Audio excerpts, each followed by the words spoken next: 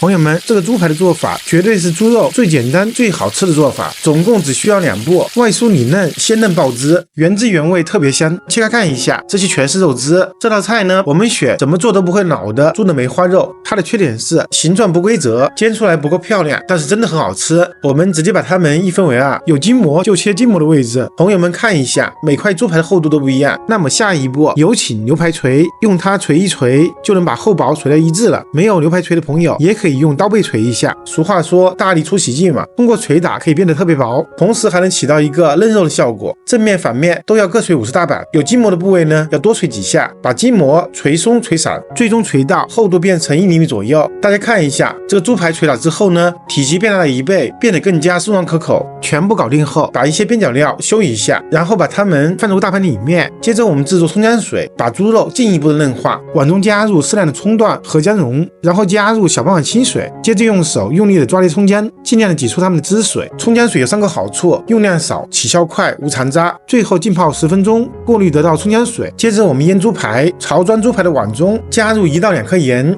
加入2勺量的生抽，大约30克，加入小半勺老抽，大约5克，再加入1勺量的蚝油，大约20克，加入黑胡椒粉1到2克，最后加入2勺量的葱姜水，大约30克，然后用手不停的抓，把它们抓匀，一边抓一边用手涂抹按摩一下，帮助猪排更好的吸收味道。充分抓匀后，放入冰箱冷藏，腌制个2个小时。中途把它们多翻几次面，让味道吸收更均匀，腌得越久越入味。这个时间准备点香菜叶子，因为我们家特别喜欢吃香菜，所以把它铺在碗里增香吸油。不喜欢的话可以放生菜。我腌了4个小时，我们再加入2大勺的玉米淀粉，大约20克，再加入2大勺的红薯淀粉，大约20克，加红薯淀粉，表皮更脆。没有的话，还是用玉米淀粉，还是用手抓匀，给它们包裹上一层淀粉外衣，用来锁住水分，形成脆皮。如果太干的话，可以少量多次的补充葱姜水，抓成这个样子才可以。最后我们加入少量的植物油，充分抓匀，把猪排用油封一下，既可以防止粘连，也能防止它们出水。然后我们就可以开始煎猪排了。